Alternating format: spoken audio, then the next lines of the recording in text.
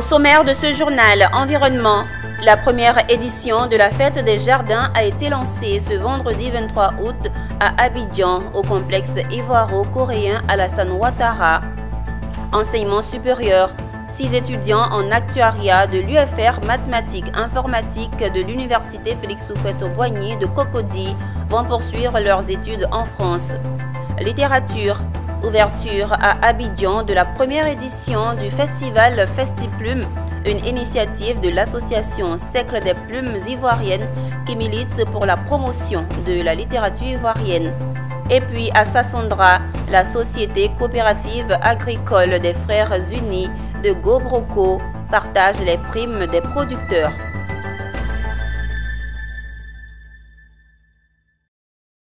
Bienvenue Madame, Monsieur, vous suivez l'actualité sur Business 24 Africa. Démarrons cette édition avec une note sur l'environnement. La première édition de la Fête des Jardins a été lancée ce vendredi 23 août 2024 à Abidjan, précisément au complexe ivoiro-coréen Alassane Ouattara à Cocody. La Fête des Jardins est un concept de Balcon Ivoire, une entreprise d'embellissement urbain.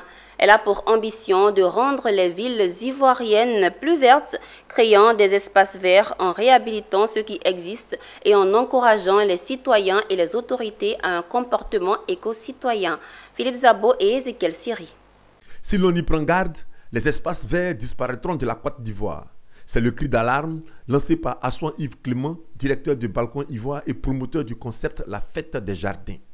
S'appuyant sur le terme urbanisation verte et verdurisation des villes, il veut sensibiliser, éduquer et mobiliser les citoyens, les entreprises et les collectivités locales autour des pratiques écologiques et des solutions innovantes pour un avenir plus vert. La Fête des Jardins, c'est un salon d'échange dédié à la promotion de l'horticulture et au développement durable. Il consiste vraiment à encourager les initiatives de verdurisation des villes et des espaces urbains en Côte d'Ivoire. Déjà que nous avons constaté que tout ce qui est verdurisation en Côte d'Ivoire est en train de disparaître, sinon a déjà disparu. Ce n'est pas forcément les maires et les autorités qui sont appelées à verdir leurs espaces, même les populations, même les entreprises novatrices et tout ça, sinon des start-up comme Balcon Ivoire qui ont besoin de ces accompagnements-là de plusieurs structures que nous connaissons, mais aucune communication n'est faite à ce niveau-là.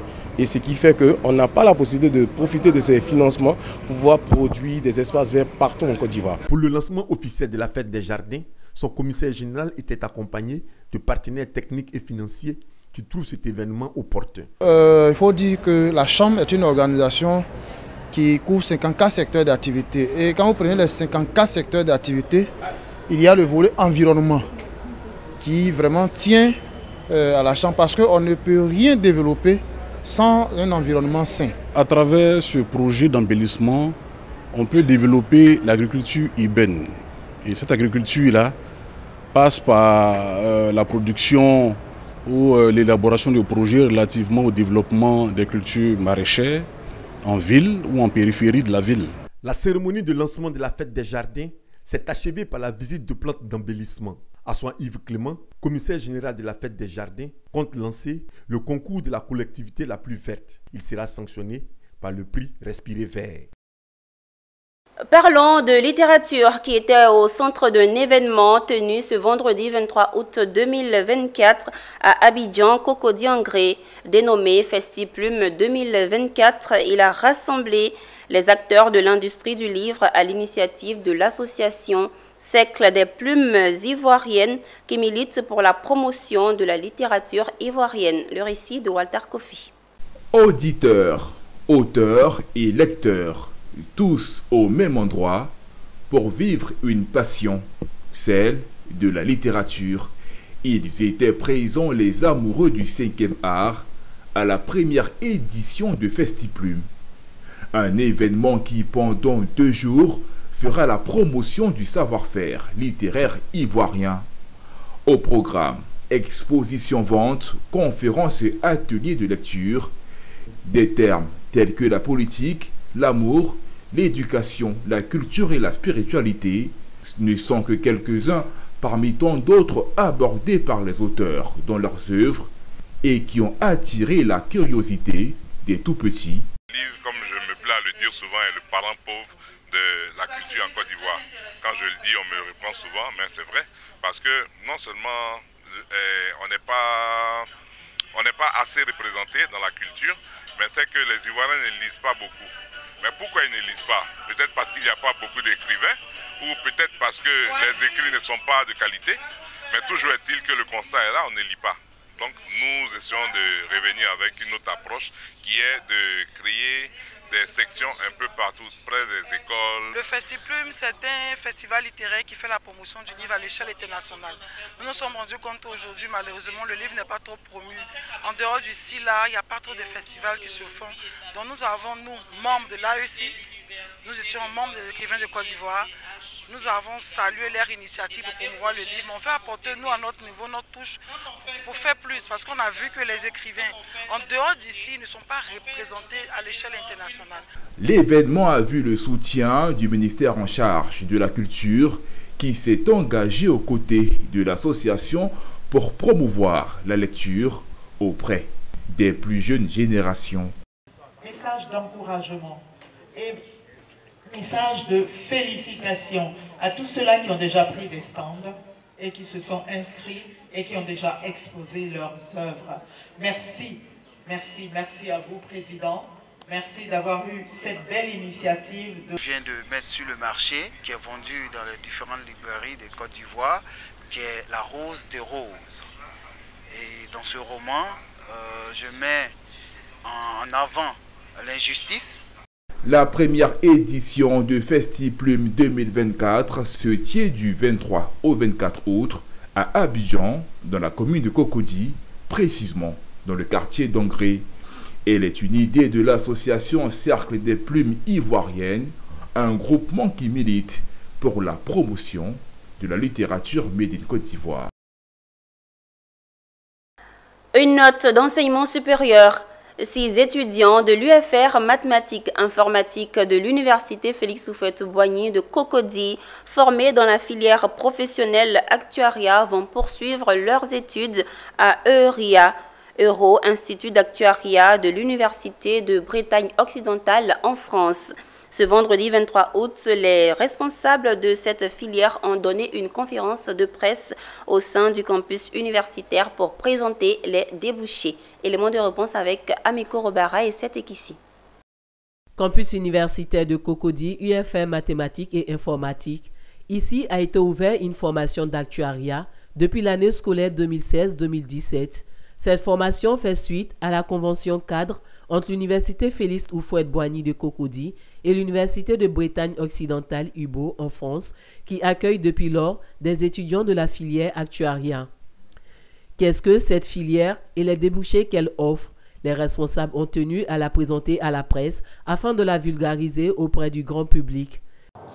Donc la formation au métier d'actuaire comporte donc une branche mathématique.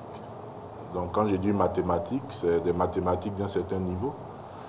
Et ensuite, il y a de l'économie, il y a de la finance, il y a de l'informatique. Et donc vous voyez que c'est un financier à la fois économiste et mathématicien. Donc il a vraiment toutes les compétences pour modéliser les risques dans les compagnies d'assurance, pour faire des prévisions. Ce vendredi 23 août, 6 étudiants de cette filière, dont 4 hommes et 2 femmes, sont les tout premiers diplômés en licence qui intègrent directement l'EURIA, l'Euro Institut d'actuariat de l'Université de Bretagne occidentale de France. Tous les étudiants lauréats souhaitent remercier cette UFR, cette formation qui nous a permis d'avoir cette formation pointue en actuariat, en mathématiques, en finance, et qui nous a permis par la suite, par nos moyens, de nous faire valoir et d'être admis à l'EURIA. Oui, c'est d'abord 2 grands sentiments. Le premier sentiment, c'est un sentiment de reconnaissance envers tous les enseignants de la filière actuariat de l'Université Félix Houphouët-Boigny de Côte d'Ivoire. Ces enseignants qui ont mis tout en œuvre pour donner une formation pointue à nos enfants. Sachez que vous êtes des ambassadeurs pour nous, et des ambassadeurs pour l'UFR mathématiques informatiques. Vous êtes des ambassadeurs pour l'Université Félix Houphouët-Boigny. Il y a une question tout à l'heure qui a été posée, c'est est-ce que vous revenez allez-y et revenez-nous comme étant des actuaires, de vrais actuaires.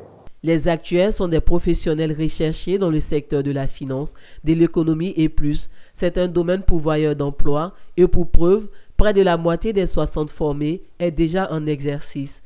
Les préinscriptions pour la prochaine rentrée scolaire se poursuivent jusqu'au 30 août 2024 et concernent les bacheliers des séries scientifiques. Abordons à présent l'actualité régionale. La société coopérative agricole des Frères Unis de Gobroco, dans la sous-préfecture de Sago, département de Sassandra, a fait le partage des primes. Il s'agit de la grande campagne Cacao 2023-2024. C'était en présence des autorités administratives, des représentants, des directeurs de la filière café-cacao, du directeur de la durabilité pour le groupe Puratos en Afrique. Djekou de Silva et Abel Kwaou. Le partage des primes qualité en numéraire a pour objectif d'encourager les producteurs à continuer de produire du cacao de qualité comme l'exigent les différents programmes de certification. Grâce à la conjugaison des efforts, la coopérative a fait un bon tonnage pour la campagne écoulée, ce qui leur a permis de construire 2 écoles et de réaliser 8 forages dans la localité. Nous voulons dire merci à nos coopérateurs et on demande aux producteurs de toujours faire confiance à Cafigo. Avec l'ensemble des concours des uns et des autres, Cafigo a pu faire un bon tonnage qui a permis à Cafigo cette année de bénéficier de 2 écoles flambant neuves qui vont être faites dans nos localités et de 8 forages. Nous tenons à dire un très grand merci aux partenaires Piratos qui ne cessent de nous accompagner. Nous accompagnons les coopératives dans leurs différentes activités à travers des réalisations sociales que nous menons dans les différentes communautés, mais aussi nous allons jusqu'aux producteurs à travers des formations agricoles que nous leur dispensons, mais aussi la prime qualité qui aujourd'hui nous réunit ici à Cafigo. Jules Kwaku, représentant le directeur régional du Conseil Café Cacao, délégation de San Pedro, s'est réjoui de la remise des primes aux producteurs. Nous sommes heureux que le producteur aujourd'hui reçoive une prime à partir de son travail quotidien et que le producteur puisse se soigner et manger et scolariser ses enfants. Se mettre en coopérative est primordial lorsqu'on veut aller loin, voire se construire. Et la coopérative Cafigo l'a si bien compris. Ce fut une très belle cérémonie riche en récompenses, mais aussi en émotions. En vue de préparer les athlètes aux futures compétitions, la Confédération africaine de Wadoryu, Renmei, a organisé un stage international. Plusieurs athlètes ivoiriens et étrangers ont pris part à cette rencontre, au nombre desquels le président fondateur du Wadoryu, qui est passé au grade supérieur à la fin du stage, Charles Kwaku et Pierre Tebeu.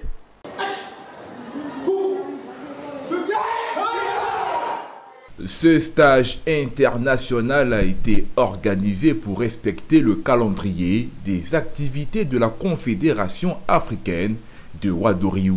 Les maîtres de salle, les présidents de ligue et les présidents membres de la Confédération africaine se sont retrouvés pour harmoniser leurs techniques et préparer les athlètes. Nous allons travailler sur les Noru, les Inasu et Nagashi.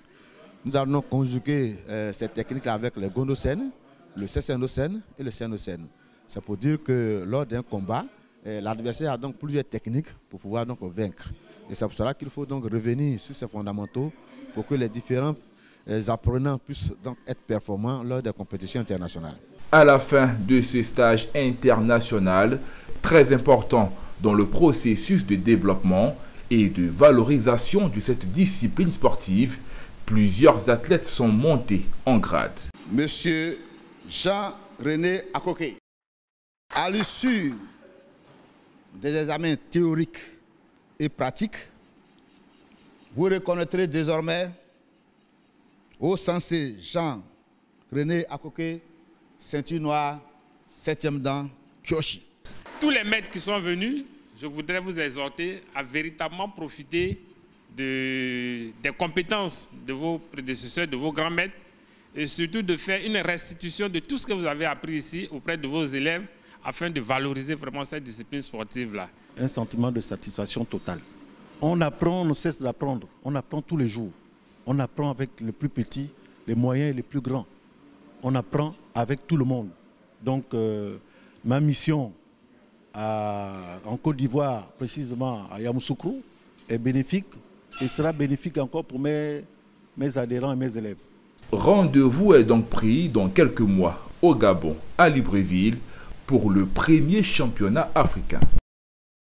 Direction Korogo, au nord de la Côte d'Ivoire, où il s'est déroulé un atelier de formation des enquêteurs sur comment prélever, conserver et transporter les échantillons biologiques dans le cadre de l'enquête sérologique de la fièvre afteuse initiée par le ministère des Ressources animales et halieutiques, MIRA, et son partenaire financier, la FAO, afin de prévenir et éviter cette maladie grave. Le point avec Daouda Ouattara. Un atelier de formation des enquêteurs sur les techniques de prélèvement, de conservation et de transport des échantillons biologiques dans le cadre de l'enquête sérologique de la fièvre afteuse. Initié par le ministère des Ressources animales et halieutiques MIRA à Korogo. La formation s'est déroulée du 12 au 14 août dernier au sein de l'ANADA. L'objectif, former les enquêteurs sur les techniques de prélèvement, de conservation et de transport des échantillons biologiques. C'est aussi que cette maladie est contagieuse et elle est transfrontalière. Et c'est à travers donc, le programme de la FAO aussi qui s'appelle ECTAD, qui est le programme de lutte contre les maladies transfrontalières, que nous intervenons donc aux côtés du ministère des Ressources animales pour former les acteurs de terrain.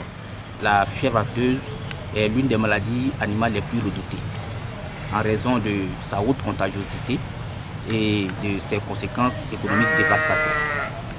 C'est aussi une menace pour la sécurité alimentaire et le commerce international. La fièvre afteuse, c'est une maladie qui fait rage il y a longtemps dans le secteur de la production animale. Aujourd'hui, quand on regroupe tous les professionnels du secteur pour en parler, c'est une très belle initiative. Et cela ne peut que aider les éleveurs à améliorer leur production. Alors, ce séminaire a pour but de nous former en tant qu'enquêteurs sur la pathologie qu'est la fièvre afteuse, qui a un fort impact sur l'élevage ici en Côte d'Ivoire à l'heure actuelle. Alors, ce séminaire pourra nous donner les rudiments très nécessaires dans la détection de cette pathologie afin de lutter efficacement contre cette maladie qui sévit en Côte d'Ivoire. Ces participants ont amélioré leurs connaissances et compétences en matière de techniques de prélèvement et pourront faire face aux urgences en matière de santé animale en Côte d'Ivoire et lutter efficacement contre la propagation de la fièvre afteuse. En image à présent, en Namibie, l'entreprise brassicole Namibia Brewery a mis en service une nouvelle ligne de conditionnement de vins et spiritueux, selon le directeur général de l'entreprise, qui précise que la nouvelle installation a coûté 337 millions de dollars namibiens, soit 18,7 millions de dollars. Cet investissement devrait permettre à l'entreprise de conditionner localement de nouvelles marques de vin et de cidre. Toujours en image, la SFI, la Société financière internationale, prévoit d'investir 20 millions de dollars en capital dans le fonds égyptien de Private Equity Tamiya Capital Ventures Fund 2.